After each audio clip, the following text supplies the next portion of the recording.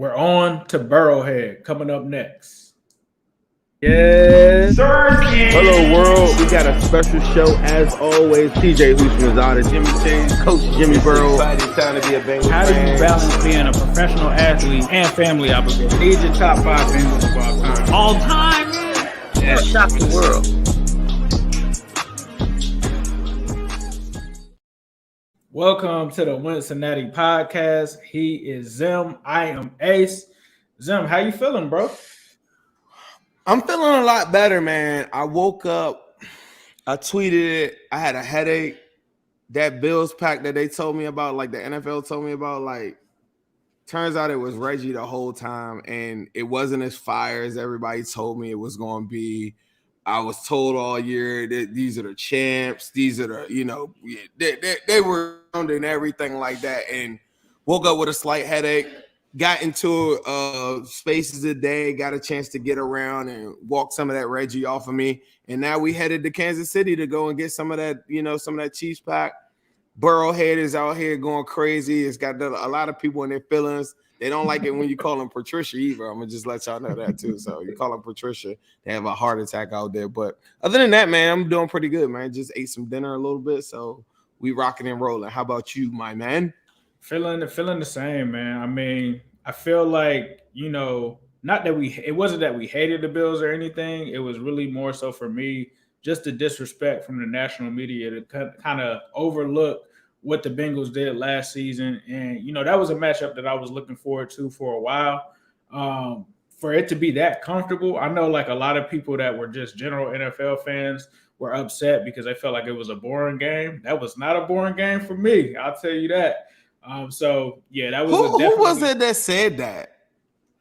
I don't know. It was like someone came in spaces and they weren't a Bills fan or a Bengals fan, and they were just like, yeah, it was just kind of boring because you kind of knew the result before. Like, to me, a boring game is really when it's a super blowout. Like, obviously in the NFL, you get a 17-point game. Some people might look at it that way, but it wasn't like, the Broncos when they went against, I believe it was the Seahawks in the Super Bowl, where they just completely blew them out. It wasn't like that. It still was close at halftime, so I felt like it was still a good game. Somebody said that earlier today, and I was like, are you kidding me? Like, in my mind, I was like, if it was boring, like boring to me is like them Thursday night games, and you like nobody really watches in it.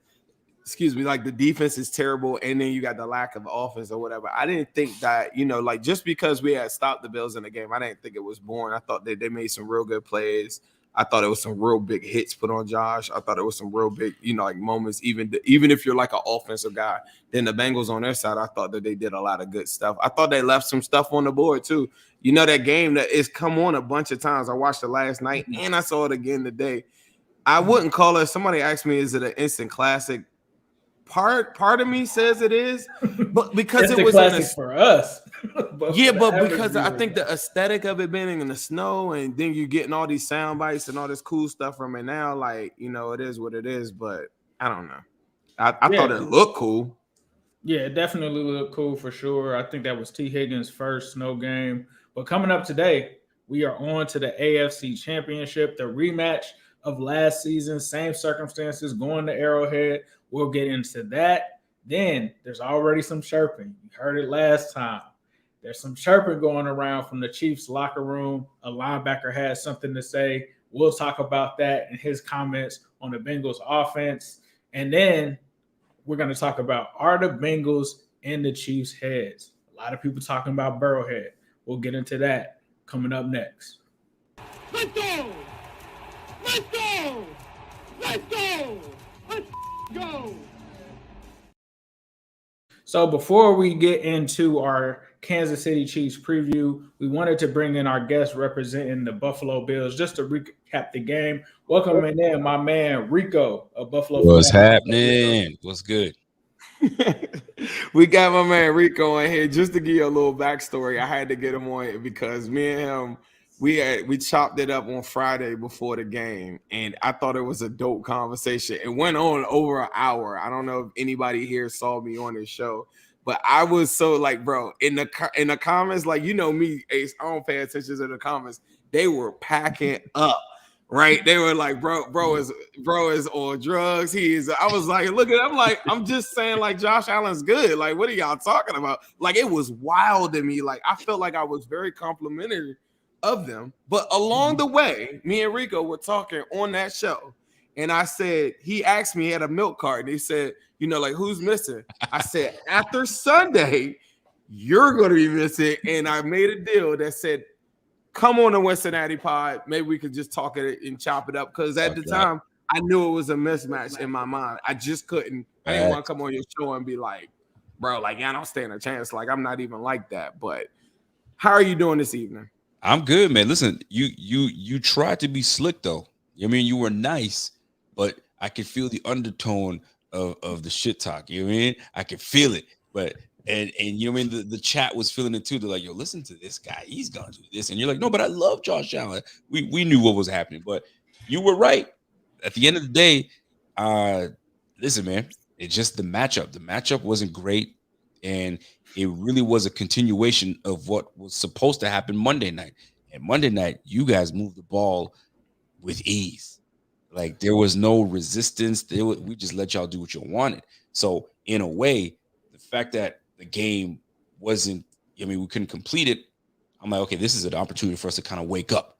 Well, we still didn't wake up. We were asleep. And it showed on Sunday, because y'all came through and beat the tail off of us, man. So we had to, this was a humbling loss for fans that were pumping it up and making it seem like we were about to go to the Super Bowl, and it was a humbling loss for the players on the squad. Like, yo, you got a lot of work to do. So I hope y'all feel good, because you guys are sitting out there feeling mighty good. Look at you guys, man. Yes, sir. Yes, sir. From your perspective, obviously the Bills had a window. I even remember back to 2019 when we played you guys, completely different team, but you guys had a lot of the same players: Josh Allen, Dawson Knox, a lot of those guys. Where does the window go here? Because from us being kind of Andy Dalton, that era, 2015, we thought was our year. Now, when you don't get past the Bengals in the divisional round, which kind of direction do you guys go in, especially now with Josh Allen's contract really kicking in? The window is always open with Josh Allen. You have a franchise quarterback. The window is always open. I don't care what anybody wants to tell me. It's always open. He's a generational freak. The man is Cam Newton physically and can sling the rock like everybody in the league, right? So you build around him, and he will be better. And it's like we did. We sent him Cole Beasley and John Brown, and he had career year that year for himself. So, okay, so these guys aren't top-notch guys. Okay, bring him Stephon Diggs. Kills it with Stephon Diggs. So we just need to build around him. But we have a head coach that likes to build around. Here's the deal, man. McDermott, he's stubborn. When it comes to rookies, he feels you haven't earned your stripes. You're not about to get on the field. These veterans are going to get above you. To me, if he could play, you put him in.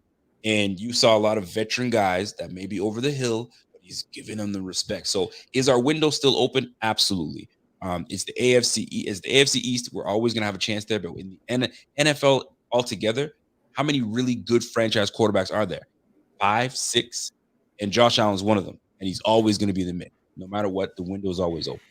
It sounds a little Marvin Lewis. It sounds a little Marvin Lewis with the veterans. I'm about to say we heard that a little bit before. I will say this though. I was just saying, like, coming into that game, I honestly don't think, like I said, Bills were second in the NFL in scoring, 28.4 points a game. I just thought, like, going into that game, not even good. I think Ace went to the off season. I just think, from my perspective, it just wasn't a good matchup. And that's the part where I think that, like, the Bills versus the Chiefs looks very different, because I just think that they have the ability where you could run single high looks, and you could do like a lot of, like, they're working off of Juju different. Like with the two animals that we got on the outside, I just thought it was different. Do you have any thoughts, like, moving forward, I guess, with the Bengals in regards to what you think that they would look like matched up to the Chiefs? Sunday. I think you guys match up well. There's a thing. I think you mentioned it, or somebody mentioned it, but they mentioned something to do with, when you play in the North, it's different. You guys bring a sense of physicality. There's a sense of, we will bully you on the field, and you're gonna feel us. And Joe Burrow is just a general. He doesn't waver. He's cool, he's calm, and when he's cool and calm, everybody else is cool and calm. I might get sacked 9 times, you know what I'm saying, but we still in this. So you guys have every ability to be in this game against the Chiefs.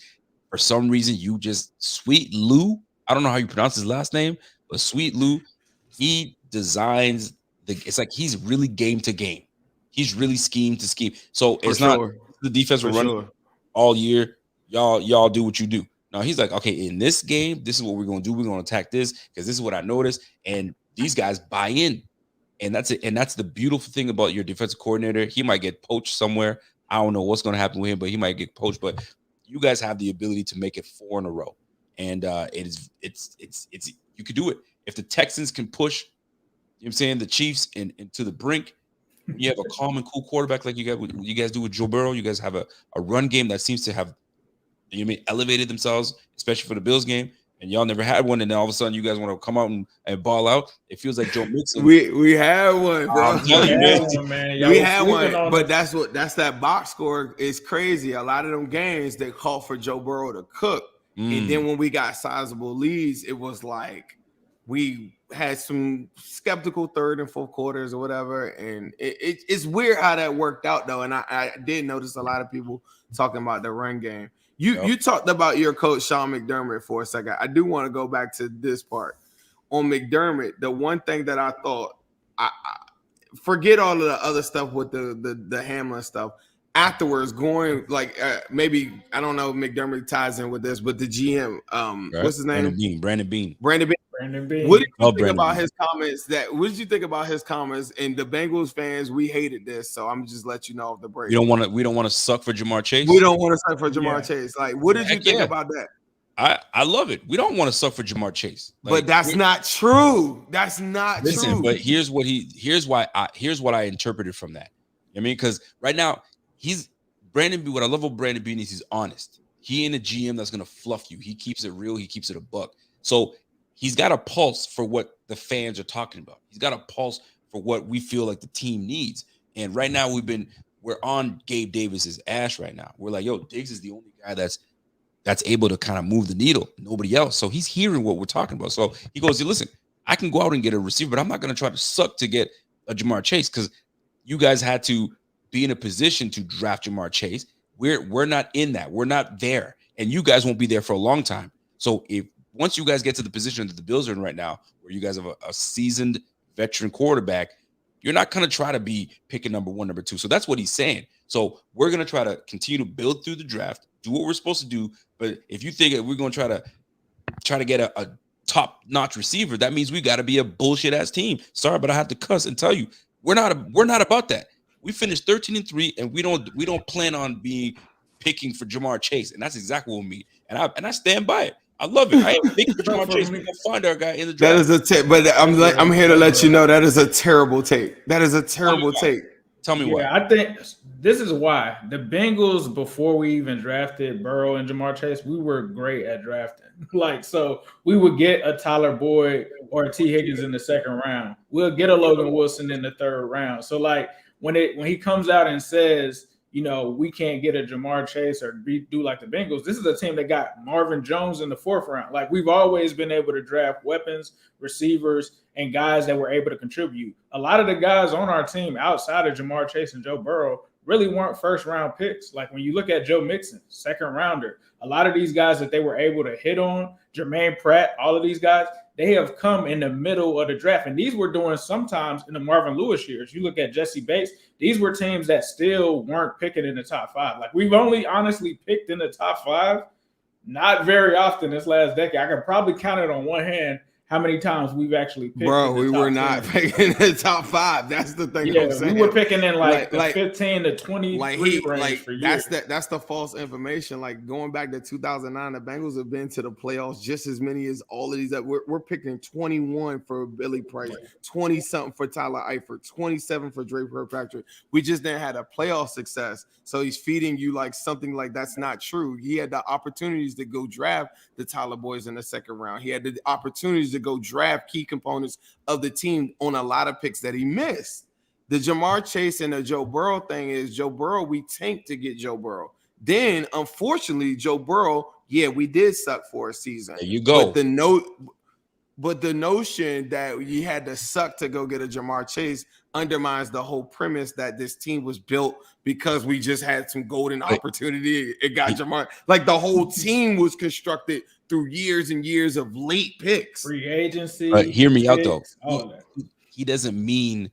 So you Bengals fans are being sensitive. You guys are taking it literally. Like you guys had to suck to get your franchise quarterback, and then after that, it had to be strategic drafting. Then you had to suck to get Josh Allen. Well. No, and this is the problem with you. This is the problem with you, Bengals fan. We did not have to suck. What we did was great movement. Brandon Beane came in and traded Cordy Glenn to you guys. Traded Cordy Glenn. We had to move some pieces, and we dropped all the way down to the 7th pick.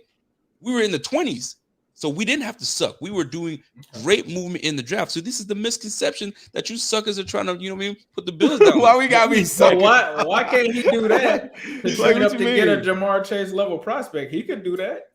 And that's You what can we do that. plan to do. We plan to hit the draft and find our Jamar Chase, but we ain't got to suck to get our Jamar Chase. We're just going to strategically draft to get there. Now, whether we find that, which we will, I think we will, we'll be fine. Because Gabe Davis, 4th round pick, right? And a lot of guys sucks. around the league like Gabe Davis, right?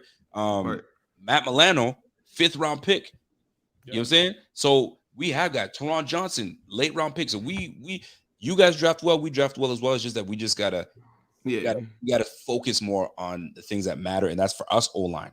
I'm gonna do that. Let me for anyone that might have anyone that wants to check out Bill's content, check out my man Rico. I just wanted to make sure because it was like an open invitation after the fact that me and you had our conversation. I wanted to make sure that I followed up on something that I told you as far as coming on the Wincinnati pod. Can you let everybody know where they can find your content at? Yes, sir. I appreciate you guys having me on. So listen, you guys can find me on my Twitter, Rico_BF_. I keep it real. I'm not one of those typical Bills fans that's crying about this, that, and the third. I keep it a buck. I'm harsh on my team, but You mean crying like your GM? My GM is straight. Don't worry, we're gonna bounce back, baby. You wait. We play y'all next year. You're gonna find out it's gonna be a different team. But hit me up. Tell on the Twitter. Tell on the Twitter. My bad. Hit me up on my Twitter, and it's everything Buffalo Fanatics. YouTube, TikTok, IG, we everywhere. So hit us up. You'll catch us. I appreciate you. You let me know how that all-inclusive trip is that we sent you on to Cancun on 3. We need to make sure that we take good care of you and get you on a safe flight and you can get on out of here, my brother. Yeah. Yo, listen, man. Y'all listen, finish the damn job first and foremost. Yeah, sir. Don't you beat us and then go lay an egg.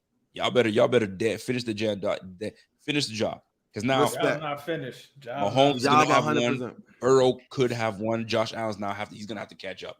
That's just what it's gonna have to come down to. Salute to the Bengals fan. Y'all better handle business. I'm gonna catch you guys. Peace. Appreciate you, bro. Thank you guys for having me. Yes, sir. That was our man Rico. Definitely be sure to check out his stuff, man. Buffalo Fanatics, they do a great job over there. Definitely tap in with them. If you didn't catch his episode with Zim, make sure you check that out. Definitely keep up with him because the top 3 teams in the division is definitely going to be Cincinnati, Buffalo, and Kansas City. So we want to keep up with what's going on in the AFC. So if you are interested, check his stuff out. Next, let's talk about these Chiefers, man. Gotta get into the comments from Willie Gay. He said that he was not impressed. His exact comment was they asked him what impresses him about the Bengals offense. He said nothing. They asked him something about Burrowhead. If you listened before, they said something faint about Burrowhead. He kind of shrugged it off. Then literally says the Bengals offense does not impress him. I hope that boy watched the Bills game last week when they had Uno in the slot against Edmonds, who was getting cooked up. Because this just seems like bulletin board material. This is not, I feel like, what the Chiefs defense really wanted. I mean, they're a better defense, but we already know this Bengals offense could cook them. I think he just put the grease in there and just put it on broil. What are your thoughts about his comments, Zim? Because I think he's playing with fire, bro. It was crazy. I actually had the opportunity to go on a cheat space earlier, and they were stressing. It was like, bro, why are they doing this? And it was like this dude. I forgot dude's name, bro. I almost wanted. I was in the list of seconds. I was like, bro, I want to come up and talk to him because I swear they were stressed. They was like, bro, why are players doing this again, bro? And I was thinking to myself, like, y'all boys is scared, bro. Another dude was like, he was like, bro, like nobody talks trash. Like they started talking about the Burrowhead stuff. They was like, who do they think they are, bro? Like nobody be talking trash to us. I'm like, bro, we the Bengals, bro. Like it's lit. Like I feel like Willie Gay caught up. Like that frustration, it hit, bro. I seen a video of Pat Mahomes. I keep on telling everybody about, and I don't know if y'all seen this, but I swear that he's at the podium and they're playing like Sarah McLachlan, the music that's like it's so sad. I'm like, why y'all showing this dude like that? I feel like he was fighting for his life, or somebody behind the scenes that is just like, bro, you better get your ass out there at that podium and say that you're gonna be good. He's like, yeah, I mean, God, it's so sad. And I just think that everybody like is just stressing on that side, whereas on our side, it's just so much more comfort. And I can't give people this feeling. They like, why y'all so cocky? I'm like, bro, we're confident. Like, I don't know, bro. I did see that. I did see that video. You would think that they would have picked that for like why they picked this highlights of him like limping last week, not during a press conference. Bro, I feel like I commented on it and it just started picking up. Like people started seeing it. I'm like, am I the only one seeing this video of this dude at the thing? And I feel like, you know what's so bad about it? I started to feel sorry for him almost, which I never do. Like I do not care about, I don't care about no injuries or that. I was like, bro, I feel like he's a good person. Like that's what I got from the video. Like this ain't nothing personal. It's just the Bengals are on a mission. And I cannot tell them like, you know, anything other than the fact that I feel like this team is on a mission. Willie Gay, if you're not impressed by this, offense, I got a feeling you might be really impressed. I looked at y'all last 6 games, and in those games, the level of competition is nothing like what the Bengals have gone through. Out of those games, 6 of those games, 4 of them were 1-score games against opponents that had an average win total on a season of 5 wins. These dudes had, like, and then they played Russell Wilson. He threw for 3 tutties in that game.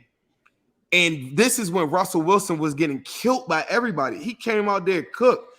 The Texans cooked. All of these teams cooked. Meanwhile, the Bengals are playing like the best defenses in football, like the Ravens and stuff like I'm just looking, I'm like, bro, like if you're not impressed by this offense, Willie Gay, I don't know what to tell you, because them other offenses that ran it up on y'all, like they are nothing like this.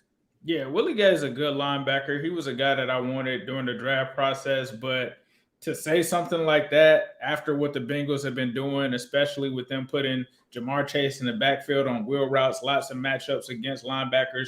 You got Hayden Hurst, T. Higgins. I mean, they're pretty much taking all of this bulletin board material, and it seemed like at first they had the bulletin board material with the Burrowhead comments.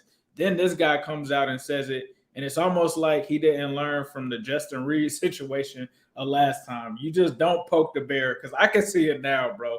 We already know. We've seen it with the Ravens defensive coordinator, Wink Martindale, back in the past. You know that Joe is going to do something in this game, and he's just going to stare down Willie Gay at some moment in this game, where Joe Mixon is going to turn up when he gets a first down, or somebody's going to try to run him over. I think that was just not what they needed, especially with your offense kind of in an unpredictable sense, not knowing what's going to happen with Pat Mahomes. Not a smart idea, my friend. But speaking of the offense, Travis Kelce, like we said, the Burrowhead thing, he comments on it. He's been hearing the Bengals fans apparently on Twitter. That is crazy, because it's like, are you not saying that you can't be on Twitter and look at things, but it seems like he's locked in on like those kind of things. Is he locked in on Burrowhead, or is it him just trying to find some billboard material out there? Bro, anybody looking for bulletin board material at this time of the season is insane to me. I feel like the Jamar Chase question, they told him about the Willie Gay one. His response was like, bro, like, I'm not even, you know what I'm saying? These dudes are locked in. And then I'm looking at Travis Kelce. I'm like, I love that show that he does with his brother and stuff like that. And I think there's an entertainment value to it. But I'm gonna tell you straight up, like our players are not tripping off of none of that stuff. And if you got to get yourself hyped up about a name like Burrowhead, like I when I put that video out, remember I hit you and Ryan and I said, man, this thing is going crazy. Like it's a lot of views on it. I put it on Twitter. I didn't think nothing of it. I thought I was like, oh, that's a funny little thing that Mike did. Do you know that video I got got like 2.4 million impressions or something like that? It's insane. And then everybody's taking the video because it was just a video that I had clipped from something else. Like I was watching something else. And then I think everybody's caught on to it now because now I seen ESPN and all these different people like putting it out. But when I put it out there, I thought it might be like a couple Chiefs fans just being like, bro, that thing done got crazy. And in my mind, I'm just like, if y'all are that butthurt off for Burrowhead, can you imagine what the Bengals are feeling? Like, let me talk. Like, I know it's a Chiefer in here real quick. Let me just tell you about the Bengals. The Bengals went to a Super Bowl, and everybody in their mother said that they weren't going to go back. They weren't going to go to a playoffs. They started off 0-2. Everybody said we were frauds. None of our players got Pro Bowl nods. None of our players got All-Pro nods. None of our players got AP Writers votes nods. Our coach who just came back and delivered that masterpiece, and then everybody commends him on what he did in the Bills game. No nod for head coach. And we got guys like Vrabel and all these dudes that got packed up that didn't even go to the playoffs. Those are the coaches. And then all this year we've been slighted, and we're talking about potentially Joe Burrow maybe winning the MVP. He has all these different things. DJ Reader's out 6 weeks. Hayden Hurst is out. Jamar Chase is out 4 weeks. All these different things, and all we got to do, we cut on our timeline, and all we talking about is a dude's ankle. So can you imagine what we feeling on this side, and y'all over there mad over a name Burrowhead? Like you sound like a spoiled kid, and you should get mopped up on Sunday for that, so we can take you to the woodshed real quick. Straight up. Yeah. Like I feel like it's a dirty floor and I gotta mop these boys up. Y'all sensitive and that's weak. We not tripping off of no nicknames. Yeah, I don't know. To me, he's kind of doing a podcast tour, which is kind of weird considering the timing. Like, I don't think you would see like a lot of Bengals players like jumping on I Am Athlete right now. You saw the Migos jump on there in the offseason. But I think this team is focused. I don't think that they will be doing, 2 different podcasts the week of the Bengals. It just doesn't seem like the focus is there. Obviously, he's in a different point in his career. I'm not saying that, Travis Kelce can't come out and ball, but I don't know. I thought that was interesting because it was like, all right, we doing different podcasts. I saw him on his brothers, and then I saw him on I Am Athlete as well. So that was interesting for sure. Is there an advantage that the Bengals have over the Chiefs? I feel like they really do. I think it's the fact that for 3 times, the Chiefs just haven't been able to figure the Bengals out, no matter what the approach is. They tried to run the ball last time. The Bengals were able to do things like Jermaine Pratt forcing a fumble. It hasn't mattered where they play, whether it's in Cincinnati, whether it's in Kansas City. The Bengals will come up big. They haven't really been able to slow down Jamar Chase outside of the AFC Championship from last season. Jamar Chase has really just gotten on him for the most part the last 3 games. Most recently, 97 yards and a touchdown. There was a drop from Tyler Boyd in that game. I think the Bengals just have their number, and I feel like it's a bad matchup for them. We talked about how the Bengals were a bad matchup for the Bills. I think the same could be attributed to the Chiefs as well. Yes, they have some new guys, but they are new and they are young, and you're going against these receivers. We talked about it the last time. So, yes, they've got, some hair on their chin, but you got to think about it. With these college players, they had to play a whole season. They had to go into the draft. They had to go and continue to play. They really are still hitting the rookie wall at this point in the stage for them. So having young, inexperienced guys who've never played in the AFC Championship, that's not going to be a good recipe. The defense, for me, anytime they talk to us, it's always about the offense. We should run more. We should, put the ball in Pat's hands. Ain't that wild? Things, that's not gonna beat the Bengals. Yeah. What do you think? Don't you think it's wild that they feel like this is in their control? Like that's the part that I think they're so used to talking to other teams or thinking about like, man, we're 15-0 versus the Broncos, but my boy, we are not the Broncos. You feel me? Like, so that's the thing that I take from it. I don't think they do it intentionally. Like, do you agree with that? Like, I feel like they feel like if Pat is 100% healthy, then we could do this. And I'm just thinking to myself, like, you aren't watching the Bengals then. Because if you feel like you got offensive firepower, like I got hella firepower over here. Like you are not in control of this. Like we are in control of this. I feel like we have more, bro. And I feel like you said, I feel like we control a lot of those games. I think they feel like because it's been a small margin that it's been close. But I feel like a lot of those games, we had to come back, right? We had to come back and beat the odd. Like it wasn't like we played a great game in some of those games. Like the first two, we had to come back. Like, but how do you feel this game is really going to play out as far as our advantages? The wild thing about it is when they sort it out and they talk about like the games or whatever, and I listen because I want to make sure I'm hearing it correctly. I've never seen a fan base that only looks at the side of the pendulum just from their vantage point. It's crazy to me. They all say, yeah, I mean, we came within 3 points and Joe Tooney didn't play or like whatever, but they never come back and say, damn, like, you know, P. Ryan did run all over us and Joe Mixon didn't even play in that game. And damn, like we just ran for 170 something yards the previous week. Damn, like the Buffalo Bills was a top 5 defense and they cooked them. Damn, like this is the second rated offense in the National Football League, and the Bengals held them to their lowest point total of the year. Oh, yeah, we're the Chiefs, and we actually lost to them. You see what I'm saying? Like, they lost to the Bills, and we just destroyed them. That's why I was trying to tell Rico. I was like, from a matchup standpoint, that was a better matchup for them. It's not as their defense isn't as good as ours. Like, that's another thing. That's the control part of it. I think they're used to dominating the conversation. Generally, they get in a conversation with somebody. It's about Pat Mahomes. But if we're going to live off of his accomplishments, like how long are we going to do that? Because at some point, you're going to have to start saying, well, as long as Joe Burrow's been in the league, he's 3-0 on you, probably about to be 4-0 this Sunday, right? Are you going to still continue? Say that we were to beat the Chiefs and then everything doesn't go our way, like even moving forward. Are you still going to say, well, I mean, he's got a Super Bowl? Like, I mean, bro, like you didn't beat Burrow, and Burrow is the main reason why you didn't achieve other things too.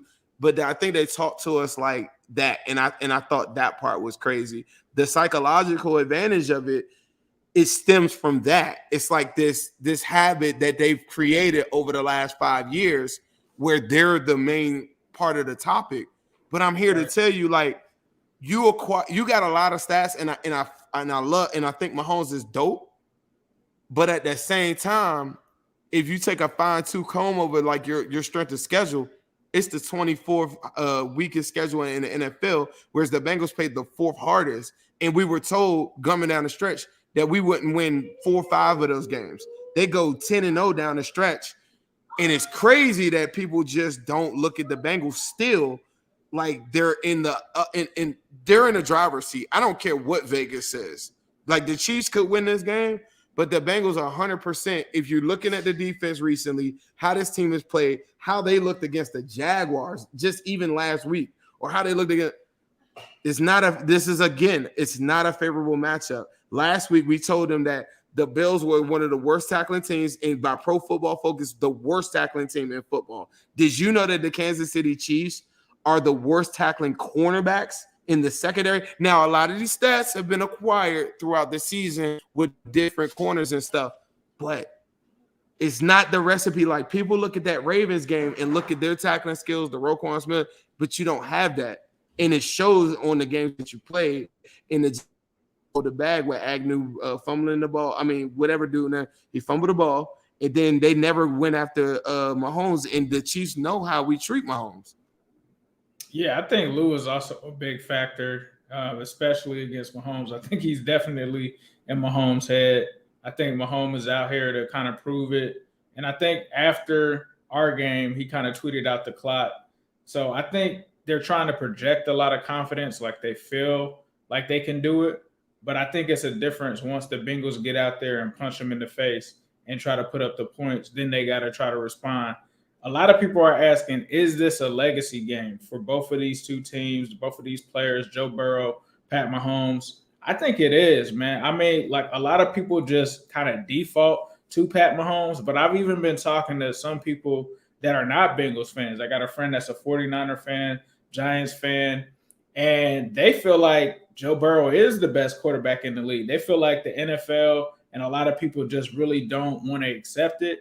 But when you look at the numbers, man, 3 wins against 0, you're talking about 121 passer rating, 8 touchdowns and 1 interception. Pat Mahomes has been six touchdowns, 2 interceptions, hasn't played bad, just can't seem to outplay Burrow when they play head to head. And I hate that people try to say, oh, it's not a defensive thing, like Joe Burrow doesn't play defense. That's cool. But in these moments, you have to win. You have to rise to the occasion, put the numbers up, and do it. And I feel like, yes, Pat Mahomes has an MVP.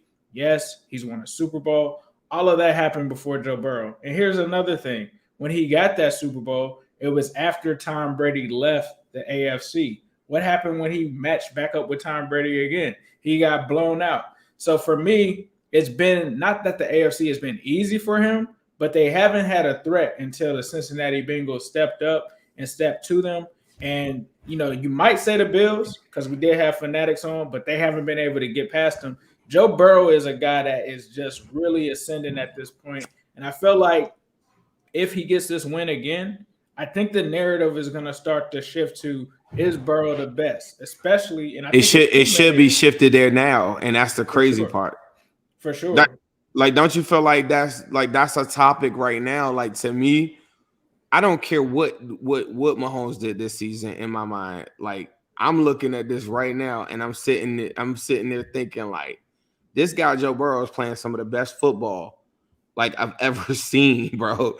Like, and if you just look at just stats and walk out of the game and say, oh, well, I mean, he only threw for like 240. Like, look how dominant, like in games and teams that we're supposed to dominate, like the Panthers and stuff. Think about like how his stats relate to it. And then you look at like, you know, like how Pat Mahomes, like in games, like, I mean, it's the Texans, my boy. Like, you know what I'm saying? Like, yeah, you went crazy on them, but it's the Texans, or like, you know what I mean? Like, and I'm not here to diminish him. I think Mahomes is clear cut the MVP. But at the same time, do you think the ankle thing is real? Because I feel like we haven't seen him in the brace. He's walking off. It doesn't seem like it's really. I think he turned it up and played off of it because it's a lot with it. You know what I'm saying? Like, sure, it looked for real. It looked worse than what it is. So credit to him to being tough and coming back. And I do think that like early on, like you had trouble putting pressure on it. I think that there's like with modern medicine, there's a lot of different things you could do. It's very clear in that game he was hobbled. And I think even now I'm looking at him, even at the practice and stuff, and I'm like, okay, well, he's not really doing a lot of, you know, sideways like playing. I don't think it's fake, but you give them dudes that shot, and it is what it is. But the thing is, can't nobody tell me nothing until the bullets fly on the field. And the game plan that the Bengals have for him is very different than what the Jags brought. Like, this Bengals defense is playing at a different level. So it's hard to gauge off of the social media stuff because they're only going to show you what they want you to see. So it is what it is, but I'm not really worried. But this is the bigger takeaway to me. It doesn't matter about his ankle if you're thinking about like what is going on currently with the Bengals on a 10-game win streak. We just played them in December 4th. That was what, a month and a half ago or whatever. Like that's not even that long ago. Right. In that game, the things that they're telling themselves is like, oh, well, I mean, if Travis Kelce doesn't fumble the ball, bro, you was down 14-3, hanging on for dear life with a 4th down conversion. You then converted that 4th down, and then you went on to convert another 4th down for touchdowns. Tyler Boyd dropped the touchdown. Credit to you, stop on 4th down, but Bengals could have kicked the field goal. I could outline 11, 12 points like where you could have got blown out for real. But I'm not even here to say that, hey, they're less than. I'm just saying that if they're living by like, hey, look, oh, we only lost by 3 points. I just feel like that's a silly way to look at like what's transpired. Patrick Mahomes had his lowest passing yards of the season in that game. And he didn't look amazing he had the really good drives, I thought, in the third quarter. And he's a great quarterback, but at the same time, it's like I don't know. If I'm them, a lot has changed since then, and the Bengals got a lot better. I can't say the same thing about the Kansas City Chiefs. Dan Orlovsky said if the Bengals win this Super Bowl, that it's the biggest turnaround for a franchise in professional sports history. I have to agree with him, bro. Like, we literally this is basically his second year. This is like 2.5 here. Like, this dude has basically gone potentially to the Super Bowl twice. If he does that, like, Pat Mahomes didn't do that. Pat Mahomes didn't take a team that was picking number 1 in the draft and, completely changing it around, putting pressure on I'm not going to say he put pressure on the organization, but it really rose the standard to become a Cincinnati, right? Like, when he gets the playoff victory that we've been waiting for 30 years, what does he do? He's not even celebrating. He's like, this is the standard. When he wins the most improved player, what does he do? He leaves the trophy at the desk and turns around and he's like, I got a whole other mission. This turnaround, I've never seen anything like it, bro. I haven't seen anything like it to where one guy comes in, takes a franchise that was picking number 1 in the draft, completely turns it around into the Super Bowl right there. Like, that's insane. This guy is special. I do agree. I think it would be the biggest change in professional sports history. Do you agree with that? You think it would be the biggest one? I think so. There's some instances I do like. I thought the Cam Newton going but he didn't finish the deal. I thought the turnaround time on that was pretty quick, and that was a really dominant team. Like, I had to go back and look at like the history of football, but as long as I've been watching football, like, I can't say it, and I just think that's where a lot of the negative energy towards our fan base comes from, where people will try to characterize the Bengals fans as like, oh, they're cocky or whatever. It's not that. It's just that the Bengals got confident really fast, and and rightfully so. They won really fast. So it's really weird from a mental standpoint. They don't understand, like, generally a team will come and have a really good season and then you build off of it. Like, the Bengals went to a Super Bowl 2-3 years ahead of schedule, like year 1 of the Jamar Chase project. So for somebody to talk to them and then you hear them say, like, feel good on a 10-game win streak, like, what do you think we're going to be? Like, I said that before in the show. I'm like, please, can we have some playoffs? Can I please have some playoffs? Like, please. Like, bro, I just came to a bowl. And how did I get to a bowl? I packed you up the same, like, in the same circumstances, like last year. So I just think anybody saying anything other than that is like super, like, weird to me. Like, it's never happened before. And I guess I answered my question as a result. Like, it's not normal. It's not normal at all have somebody come back and turn around that quick and then have all them people doubt you in the same part. Oh, they're not for real. So, like, right. It's like a mental game. Like, people are telling themselves, like, this is not happening. This is not happening. They didn't get good that fast. Like, yeah, for sure. So next we're going to talk about the game plan. Give me the game plan going into this game. If we're starting on the offensive side of things, the Bengals offense, I think a lot of what we saw a little bit from what they did against the Bills, the Jamar Chase thing in particular, moving Jamar Chase around, moving their weapons around, I think is going to be big. Steve Spagnuolo, he's a guy that really sticks to his guns. He doesn't allow guys to travel. So if you're telling me that we can move the Migos around and he's not going to change up who's guarding them, that's just a recipe for you to get cooked. I think that you try to get these guys the ball in any opportunity and opportune situation, whichever matchup is the best, you take that shot. I think another thing is he likes to be aggressive sometimes, so take advantage of that aggressiveness. The ball, running the ball, Samaje just ran for 100+. What do you think Joe Mixon is going to do? When they get up and get a lead, I think you got to start the hand to peel off the Mixon and get things going. I think he's gonna go stupid, bro. He gonna go stupid. I think the offensive line, you got to pretty much continue what you did last week, protecting Burrow. It all starts there. Establishing yourself there and being physical. I mean, these teams, I'm not calling them soft, but when you think about the Kansas City Chiefs, physical isn't the first thing that you think about when it comes to that team. So be physical with them on offense. attack their guys in the trenches, try to open up some running lanes just in case Burrow has to run and scramble and pick up some things. But outside of that, that's what my game plan is. Zim, you the offensive coordinator. What's your game plan for the Bengals in this game?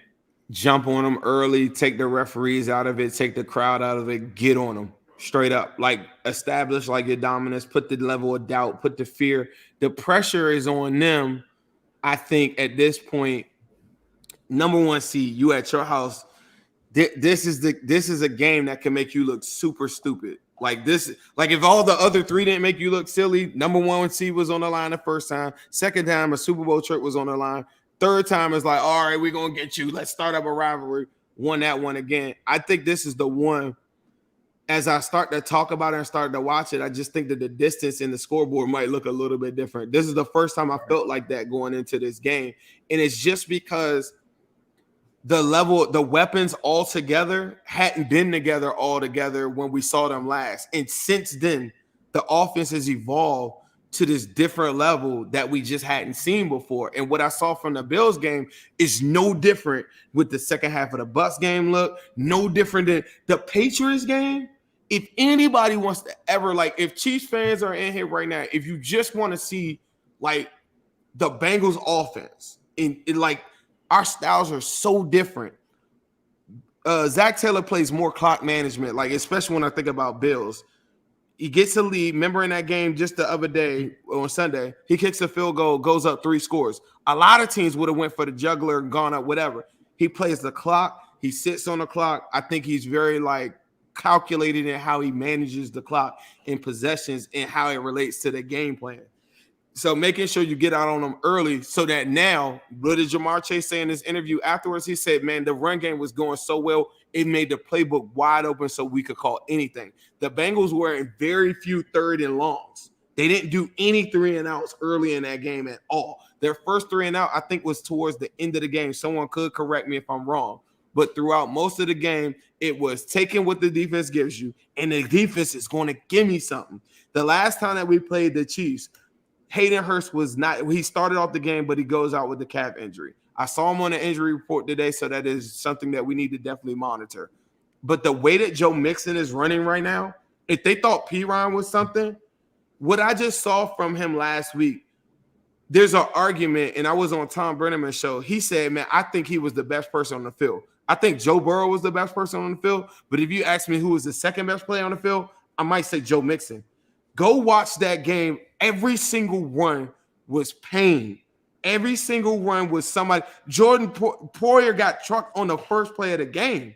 Like the first play of the game, tone set. Every single run was hitting for 8-9 yards. The only reason why the average looks like it's like 5.3 or something like that is because later in the game, they conceded and just started running like little quick runs and then punted the ball back to the Bills like late in the game. That's the only thing that like changed the averages or whatever. But the offense is clicking on a different level, bro. And I just think the use of Jamar Chase out of the backfield causes so much conflict now with the linebackers. And then do I follow this guy here?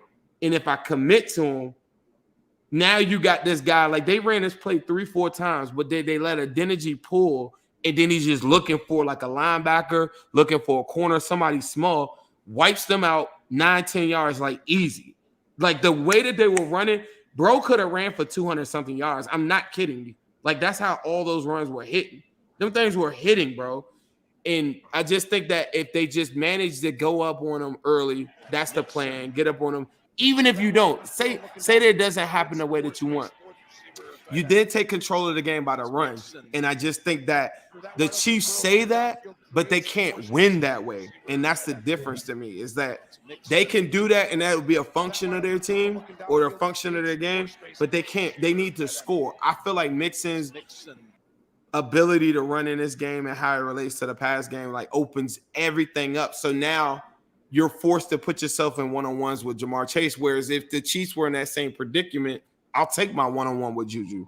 I'll take my one-on-one with MVS if he wants to go deep. I'll take my one-on-one on a Hardman that just comes back, and I just need to make sure that I don't get beat over the top. Jamar Chase and T. Higgins and Tyler Boyd, Hayden Hurst just presents so many different problems. And the use of Jamar Chase moving in the slot and moving around, much like how they use Cooper Kupp with the Rams, is something that they didn't see the first time. And remember, that was Jamar Chase on his first game back when we played them. Right. He had 100 yards. 98 or 97. 97, yep. First game back. What about for the defensive side of the ball? What's your strategy on that one? I think early in the game, you got to kind of rope-a-dope him, bring some pressure, see how he reacts to it at some points, like early, just to see, and then take your one-on-one matchups and see, can he plant on his right back foot? Take the information from that. Give him the one-on-one on the outside. Bait him into it. If he wins, he gets his trust your cornerbacks. But bring some pressure to him early and see, does he throw it down the field? And if he does, is he successful?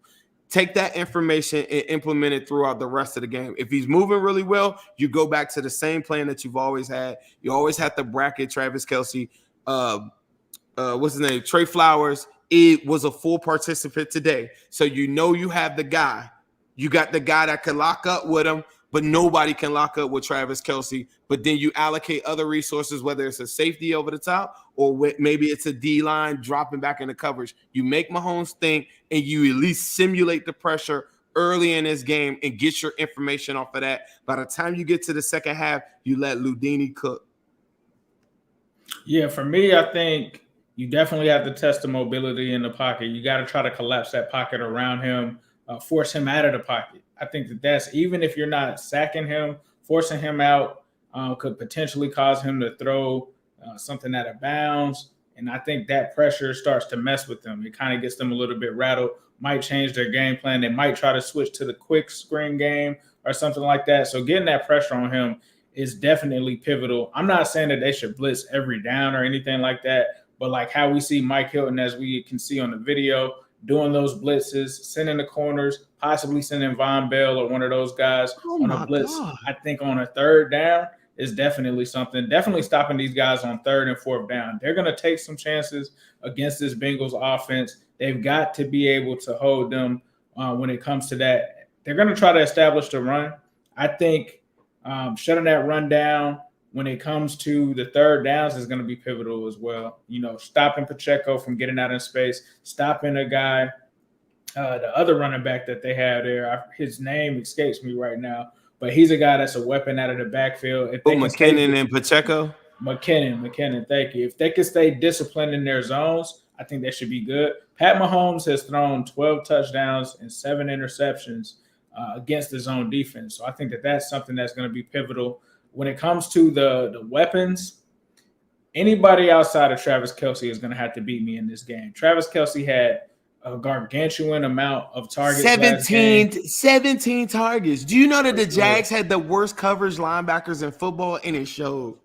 Yeah, that was nasty. But Travis Kelce cannot be the guy that beats you in this game. You also can't get beat over the top. They do have speed. Keeping Kadarius Toney in check. You know, I don't think he's T. Higgins. I don't think he's T. Higgins level or Tyreek Hill level. Like, to me, Kadarius Toney, he's okay. They're probably going to do a lot of reverses and stuff with him. I think that they'll be able to keep that at bay. Just make sure that they're not getting beat deep. Forcing turnovers when you can get to them. And I think they should be okay. To drop 8, Mahomes clearly doesn't have an answer for it. So why not still drop that 8, especially if he's good in the pocket? What are your thoughts in addition to that? You know the crazy part is, I want all Chiefers to hear this. Lou only dropped 8 4 times the last time we played them. They keep on saying that to suggest like the defense, like, well, you know they're going to drop 8. Like, bro, we did that 4 times and you're not special. We do that to everybody. Like Mahomes is like, that's not like some special thing that we're doing for Patricia. Like, that's just a little wrinkle that we throw in there, whatever. Like, the Bengals defense is actually good. It's not just about dropping 8. Like, Mike Hilton, I'm telling y'all right now, I want this on video right now because I know what they're going to do. After the game is going to be excuses. I hope y'all watch the clip of how Mike Hilton tackles. I'm picture perfect tackling, doesn't really go high. He goes low. And he's going to be coming on some exotic blitzes, and I imagine it'll probably be early in this game. I don't know if the NFL is going to go out of their way to do whatever. They're going to be clean hits, but he doesn't tackle high. Just straight up like that. That's just football. And that's going to happen. And I know people are going to try to bring that up as a conversation piece, but it is what it is. Like, Patricia got to deal with it. Like, you suit up, you suit up. 21 Savage. Speaking of, we got some prop bets here. The first one is most receptions. Jamar Chase and Higgins. Oh, no. Jamar Chase, T. Higgins, Travis Kelce, Juju Smith-Schuster, or someone else. I'm going to go with Jamar Chase. I think Jamar Chase. I want to go Kelce so bad. I think we're going to have a plan for Kelce. I was going to say Chelsea. We already call him Pat Patricia. But I think we're going to have a plan for him. So I'm going to go with Jamar Chase on this one. What about this one, Zim? More passing touchdowns, Burrow or Mahomes? I'm going to go Burrow. The last one, I wanted to go. I didn't want to go Homer out. I gotta go Chase on that one too. I just think that they just. Do you know that Jamar? Now I know this is skewed by one game. You know Jamar Chase averages 139 yards in the three games against him. Like I can't bet against that. Like Jamar Chase. You think about last week, 2 tutties, one gets taken off the board on some fluke call, but there was more out there to be had too. Joe Burrow, remember the Hayden Hurst drop touchdown last week? People think that 27-10 was like we're talking about the number one Bills odds to win a Super Bowl. Limited them boys to 10 points and then ran it up on them dudes. Like we're not just blowing smoke. Jamar Chase was a man in that game with only 60-something yards. Nobody could tackle him. Yeah, I'm going with Burrow on that one as well. More rushing yards, Mixon or Pacheco. I'm sorry, bro. I'm taking Joe Mixon. It's been a lot of talk about Pacheco. Like, this dude is like Nick Chubb level, Saquon Barkley. He is not Joe Mixon. He's not even better than Joe Mixon. Let's keep it a stack. Like, I'm tired of hearing this Pacheco stuff. Like, this dude is just Dalvin Cook or something. Like, he's not that. He's not. Let's relax. I understand that y'all had some trash at the running back position ever since Jamal Charles left. This dude is not it. Who are you taking? I know you're not taking Pacheco. No, I'm not taking Pacheco. I'm taking Mixon. Like I'm telling you, bro. I'm telling you, the way he ran the football last week. I mean, he ran the football like a top 3 running back in the league. The way he ran every single run hit.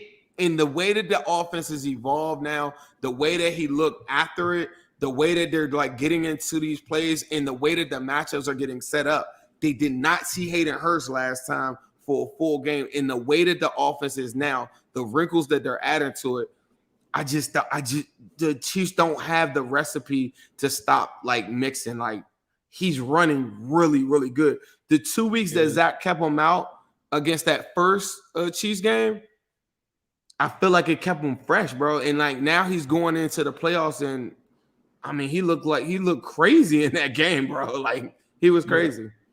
Yeah, I mean, Pacheco, I think he is a good kid. Don't get me wrong. You know, he's good. Pick. He's good, but I mean, this team has stopped a lot of great running backs. Go and look at the schedule, man. I mean, if I had to say, would you say Pacheco is a top 10 NFL running back right now? No, I don't. I think he's more so in the 11 to 15 range. Like I would put him there.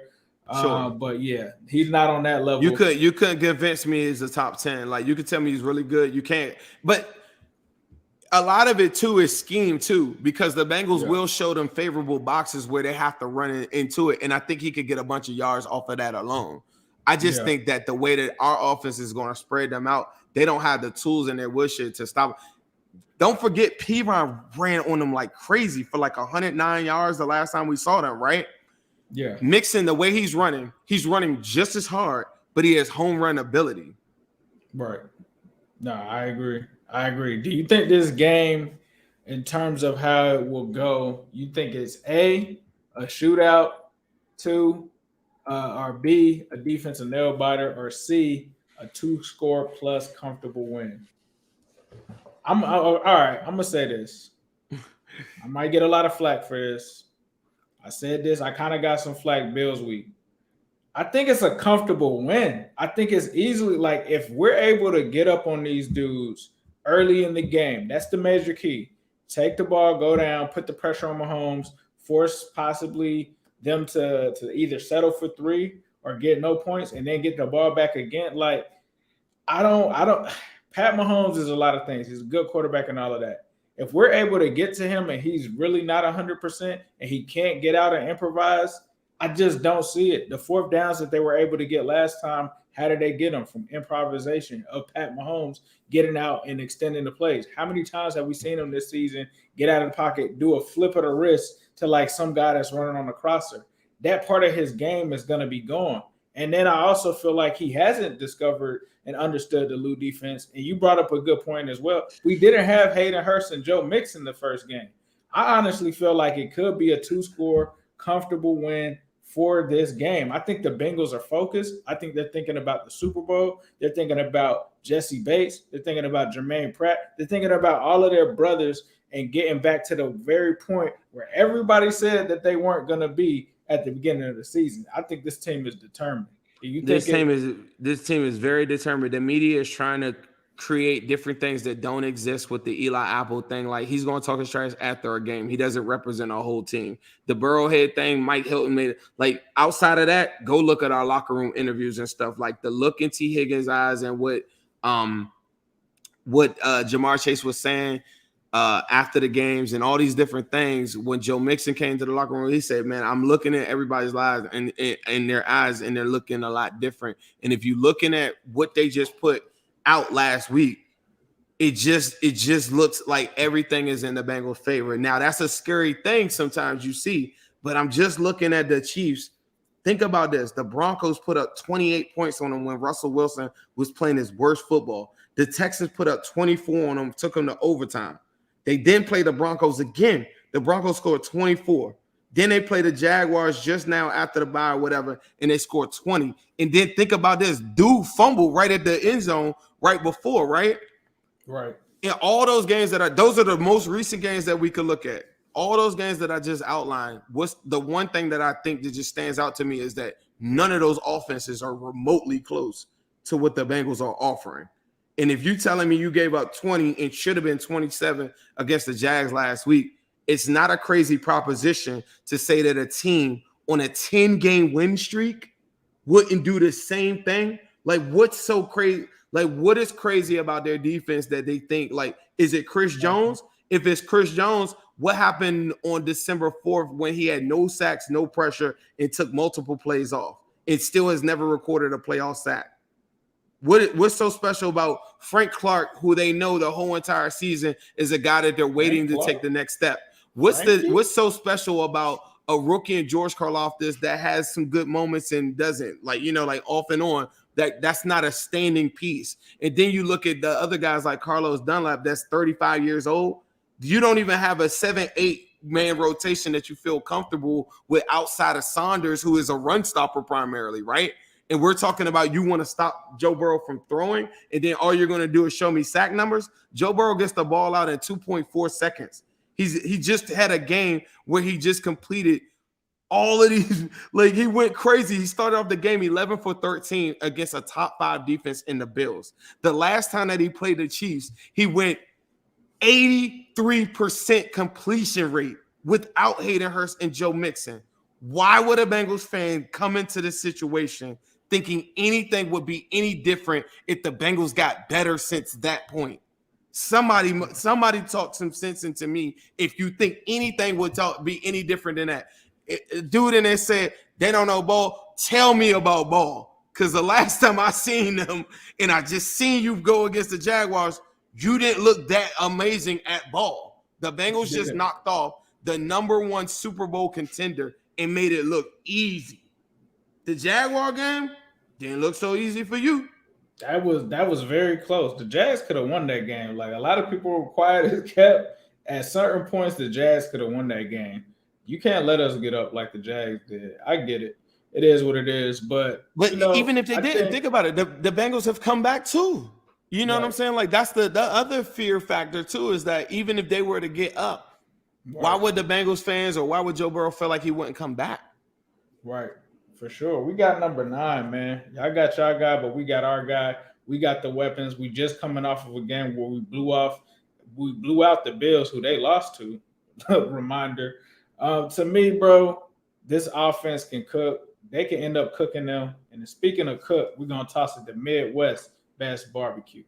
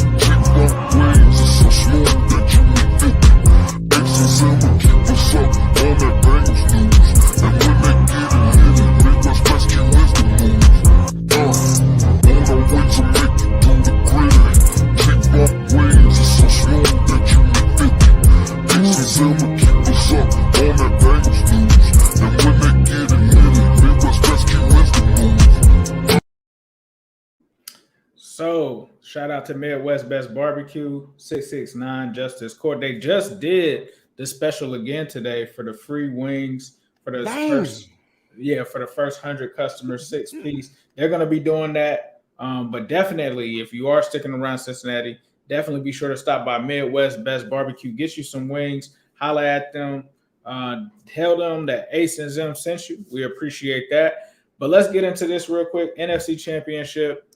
There's something going on. You already know, bro. I'm taking the Eagles. I feel like the Eagles and the Bengals are the two best teams left in this situation. I feel like this is a team that was able to get 70 sacks. Obviously, the 49ers are doing something magical. I just don't trust the 49ers offensive line.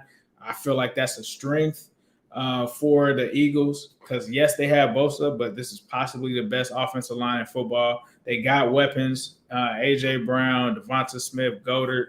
I think that they both match up, and I think I just really look at what the Eagles have going on, and I kind of lean towards them, especially when it comes down to the quarterbacks. Yes, Brock Purdy is having a magical season.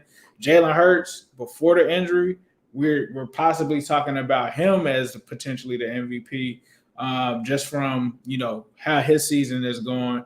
So I got the Eagles. I know you like the Niners. You got the Niners? I seen that injury report, my brother. Christian McCaffrey, Elijah Mitchell on that joint. I don't know. Debo was out there, but the guy kind of like you need that. You need all hands on deck. You know what I mean? And I looked at that Eagles that rotation, that pass rush. That might be the best pass rush like in football, and I think that's a tall task for Brock Purdy. I think that the Dallas one. I thought they did a real good job because it's just one guy in Trent Williams that just has to go, one-on-one with Micah. And Brock Purdy, credit to him, he made some really good throws. But, man, like – You seen how McGlinchey got tossed, huh? You seen that highlight? McGlinchey just got thrown across the screen. Eagles got a rotation of like 8 dudes. Like Brandon Graham didn't even play but like 12 snaps.